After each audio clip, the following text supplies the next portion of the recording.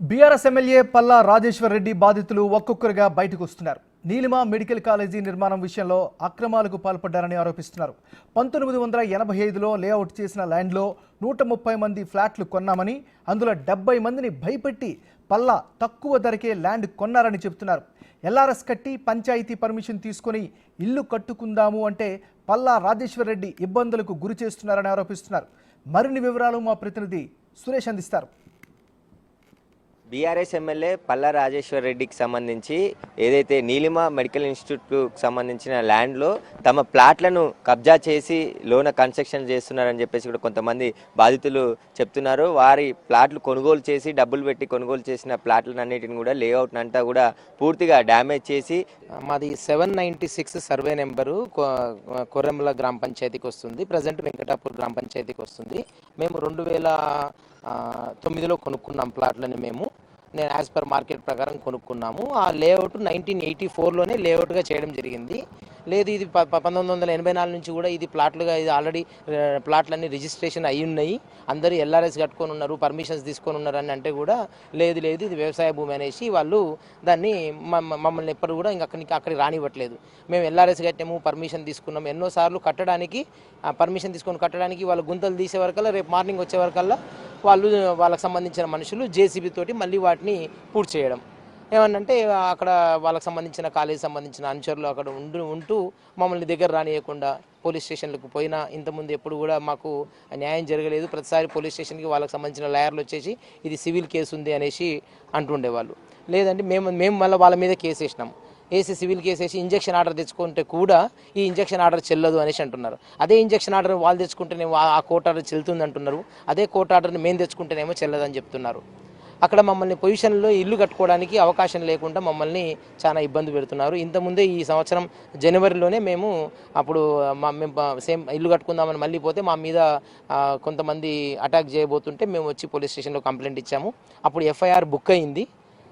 ఇంకా FIR book అయింది. మేము వాళ్ళు మా మీద హైకోర్టులో స్క్వాష్ పిటిషన్ వేశారు, నన్ను పార్టీ చేస్తూ, అంటే మా మిస్సెస్ని పార్టీ చేస్తూ.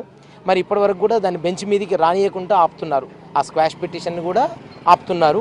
ఎట్ ది సేమ్ టైం ఇక్కడ ల్యాండ్లో పొజిషన్ మీదకి పోవాలంటే కూడా పోలీస్ వాళ్ళు కూడా ఏమంటున్నారు, ఇది అంతా కోర్టులో ఉంది కదా, మీరు ఇప్పుడు వెళ్ళడానికి అవకాశం లేదు, అన్ని గొడవలు అవుతాయి అనేసి అంటున్నారు. మాకు ఎటు న్యాయం జరగట్లేదు. ఎందుకంటే మేము కోరుకుంటున్న న్యాయం ఏంటంటే, అక్కడ యాక్చువల్గా ఒకసారి రిజిస్ట్రేషన్ అయిపోయిన తర్వాత, ప్లాట్లుగా రిజిస్ట్రేషన్ అయిపోయిన తర్వాత 1984 అంటే అప్పుడు 50 రూపాయలు కూడా లేదు గజం. ఆ రోజు రిజిస్ట్రేషన్ అయిన తర్వాత కొత్తగా 2010లో మళ్ళీ వాళ్ళు మళ్ళీ ఎకరాల్లో భూమి కొనడము, దానికి రైతు మందు తీసుకోవడము, దాన్ని పర్మిషన్స్ మళ్ళీ ఏం చేశారు, మా ల్యాండ్లోనే ఒకవేళ వాళ్ళదే భూమి అయినట్లయితే మళ్ళీ మా ప్లాట్లు 167 ప్లాట్లలో 125 ప్లాట్లని మరీ తక్కువ అంటే 1000 రూపాయలకి 2000 రూపాయలకి గజం లెక్క వాళ్ళ దగ్గర మరీ బలవంతంగా లాక్కున్నారంటే ఎట్లా, అన్ని గాయత్రి ఎడ్యుకేషనల్ సొసైటీ పేరు మీద మళ్ళీ సేల్ డీడ్ చేసుకున్నారు. ఇది పరిస్థితి.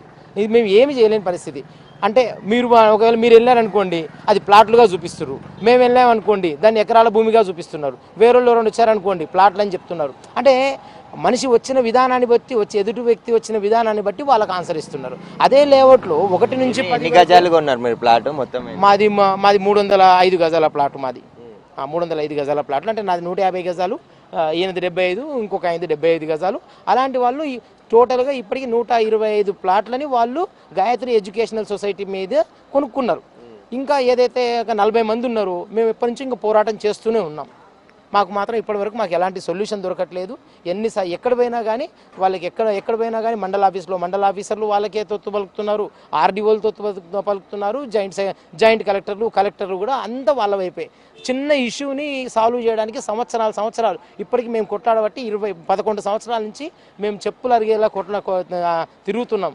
ఈ డబ్బుల్ని తీసుకుపోయి బ్యాంకులో పెట్టుకున్నా కానీ మాకు ఏదన్నా వస్తుండే. మేము చిన్న వాళ్ళము, మేము మాకు సొంత ఇల్లు కట్టుకోవడం కోసం ఒక ప్లాట్ కొనుక్కున్నాము. వీళ్ళు ఇప్పటికీ ఇట్లా మొత్తం కబ్జాలు చేసుకుంటా, అంటే ప్రాబ్లమ్ని క్రియేట్ చేసి, అంటే డైరెక్ట్ కబ్జా కాదు, ఎప్పుడో 1967లో అది టెనెంట్ యాక్ట్ని చూపించి, రెండేళ్ళు ఎవరో టెనెంట్ ఉన్నారనే యాక్ట్ని చూపించి, అసలు టెనెంట్ యాక్టే తీసేసింది గవర్నమెంట్. తీసేసిన యాక్ట్ కూడా మళ్ళీ ఇంప్లిమెంట్ చేసి దాని మీద కాయిదాలు సృష్టించి దాన్ని ఇప్పటికి పొజిషన్ తీసుకొనియకుండా, ఇప్పుడు మీరు అన్నారు, ఇప్పుడు మీరు వెళ్ళారనుకోండి, అది మేము కార్ పార్కింగ్ వాడుకుంటున్నాం అంటున్నారు. మేము వెళ్ళాం అనుకోండి ఇది మాదే భూమి అంటున్నారు. అంటే ఎటుగాని పరిస్థితి మమ్మల్ని చాలా భయంకరమైన పరిస్థితుల్లో మేము దీనివల్ల మేము చాలా మనస్తాపానికి లోపవుతున్నాము. ఆరోగ్య పరిస్థితులు కూడా బాగుండట్లేదు. ఇది మా పరిస్థితి. నేను మామూలుగా వ్యవసాయం చేస్తున్నాను. ఇప్పుడు ఇంత చెప్పండి, మీది ఎన్ని గజాలు ఉన్నది ప్లాట్? మాది 75 స్క్వేర్ యార్డ్స్. ఎందుకు ఏమంటున్నారు మరి? అదే రానియర్ అంతే. ఇప్పుడు పిల్లర్ గుంతలు తీసినా కానీ పూర్తి చేసేస్తారు, తెల్లారే పూర్తి చేసేస్తారు. మాకు పర్మిషన్ ఉంది, ఫుల్ ఎల్ఆర్ఎస్ ఉంది, అన్ని ఎన్ని పర్మిషన్లు ఉన్నా వాళ్ళు రానియర్ అంతే. ఈరోజు తీస్తాము, రేపు పొద్దుగాల వాళ్ళు పూర్తి చేసేస్తారు. దగ్గర కూడా రానియరు. అది ఆయన కాకపోతే ఆయనకు తక్కువ రేటుకి అమ్మేసేయాలి దాన్ని. అక్కడ 30 నుంచి 40 వేలు నడిస్తే ఆయన 8,000 ఇస్తాము, 9,000 ఇస్తాము, 10,000 ఇస్తాము అని సెంటర్లో రాయబారిని పెట్టేసి అక్కడ తీసుకోవడం జరుగుతుంది. ఆయన ఎంతమంది ప్లాట్లు కొన్నారు మీరు? మొత్తం 167 ప్లాట్లు ఎన్ని ఉన్నాయండి. దాంట్లో కొనుగోలు చేసిండు ఆయన. అందులో 120 వరకు 120 నుంచి 130 వరకు కొనుగోలు చేసేసాడు. అది ఎక్కడైతే కొనుగోలు చేస్తున్నాడో అక్కడ వర్క్ స్టార్ట్ చేస్తున్నాడు. బిల్డింగ్ లేపుతున్నాడు, హాస్టల్ బిల్డింగ్ అని, కాలేజ్ బిల్డింగ్ అని, మెడికల్ కాలేజ్ బిల్డింగ్ అని ఇదంతా చేస్తున్నాడు. వెనక నుంచేమో మొత్తం ఎన్క్రోచ్ అయ్యాడు. మొత్తం ఆ చెరువు గిట్లా వచ్చింది కదా, అది మొత్తం ఎన్క్రోచ్ అయ్యి అట్నుంచి ముందుకు వచ్చేస్తున్నాడు, మెయిన్ రోడ్కి వచ్చేస్తున్నాడు. మీది ఎంత? మాది 75 యార్డ్స్ అండి. మాది కూడా 75 యార్డ్స్. ఇంకా సేమ్ మీ అందరూ ఒకటే, మేము బ్రదర్స్మే. మాది ముగ్గురిది కలిపి ఒకటే 300 యార్డ్స్ రిజిస్ట్రేషన్ ఉండే. మేము ఇండివిజువల్గా చేసుకున్నాం. మళ్ళీ 150, 75 చేసుకున్నాము. ఇంకా ఏంటంటే అక్కడ ఉన్న మార్కెట్ రేట్లో ఇవ్వకుండా ఆయన 10,000 ఇస్తా అంటాడు, లేదా 7,000 అంటాడు. అది దాన్ని మాత్రం తగనివ్వట్లేడు. లాస్ట్ టైం కూడా అంతే. ఇంకేమంటారు, మేము ఇచ్చేది కూడా మీకు ఏంటంటే మీరు లాస్ అయితే ఇస్తున్నాం, కానీ అది మీది ల్యాండ్. చేసినప్పుడు వెంచర్ పేరేముండే? ఎవరి దగ్గర కొనుగోలు చేశారు ప్లాట్లు మీరు? వెంచర్ మా బ్రదర్కి మొత్తం దాని గురించి. అంటే అప్పుడు వెంచర్ పేరు ఏం లేదు, దాని పేరు 796 సర్వే నెంబర్ అనే ఉంటుండే. వెంకట అంతే, దాని పేరు ఏమి ఉండదు. ఎందుకంటే అప్పుడు గ్రామ పంచాయతీ లేఅవుట్లు కదా, అట్లా పేర్లు అట్లా పెట్టుకునేది ఏమి ఉండకపోతుండే. అప్పుడు గ్రామ పంచాయతీ లేఅవుట్ ఎల్ఆర్ఎస్ కట్టినాం, ఫుల్ ఎల్ఆర్ఎస్ కట్టేసి ఉంది. పర్మిషన్ వెంకటాపూర్ గ్రామ పంచాయతీ నుంచి లీగల్గా సెక్రటరీ పర్మిషన్ కూడా ఇచ్చారు, ఇల్లు కట్టుకోవడానికి పర్మిషన్ ఇచ్చారు. కానీ మేము గుంతలు తీసిన ప్రతిసారి మళ్ళీ పూడ్చుడే ఇవాళ తీస్తాము. ఎందుకంటే వాళ్ళు అక్కడే ఉంటారు, జేసీబీలు అన్నీ వాళ్ళవి వర్క్ నడుస్తుంది కదా, మనుషులు వాళ్ళే ఉంటారు, వాళ్ళే ఉంటారు. రేపొద్దున వచ్చి ఎవరు ఉండరు ఆడ.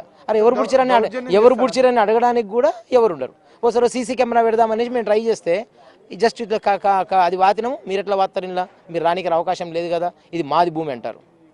ఇదే నేను వాళ్ళు ఎవరో 4 acres గురించి అక్కడే గొడవ అవుతుందని తెలిసింది. అంటే అది యాక్చువల్గా వాళ్ళంతా కలిసి చేసింది. ఆ 11 ఎకరాల్లో ఈయన ఒక భాగం అన్నట్టు. ఆ 4 ఎకరాలు 2 ఎకరాలు తెలియదు, నాకు కూడా పూర్తిగా తెలియదు. కానీ అందులో వాళ్ళు ఒక భాగం. అంటే ఏంటంటే ఇంకా చాట్ల తౌడు పోసి కొట్టుక తాగురు అన్నట్టు మమ్మల్ని అట్లా మా పరిస్థితి క్రియేట్ చేశారు. మేము లాస్ట్కి మేము అడిగినాం, రాయనా మీరు ఏమన్నది, ఇప్పుడు ప్లాట్లుగా ఉన్న భూమిలో రోడ్లు అనేది గవర్నమెంట్కి సంబంధించిన భూమి అవుతుంది. రోడ్లు అనేది అంటే ఇప్పుడు ఏంది ఎకరాల్లాగా సృష్టించేసేసి దాన్ని రోడ్లు ఎంతైతే 40%, 30% ల్యాండ్ రోడ్లు ఉంటాయో, అంటే 11 ఎకరాలు 4 ఎకరాలు గవర్నమెంట్కి సంబంధించిన ల్యాండ్ అవుతుంది. అవన్నిటిని కూడా మొత్తం ల్యాండ్ రూపంలోకి మార్చేసేసేసి వాళ్ళు పర్మిషన్స్ అన్ని ఎకరాల్లో పర్మిషన్ తీసుకుంటున్నారు.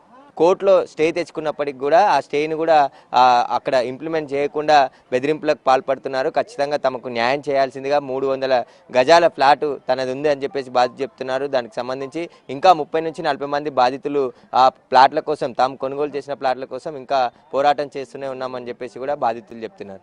కెమెరామెన్ సంజుతో సురేష్, బిగ్ టీవీ, పోచారం నుంచి.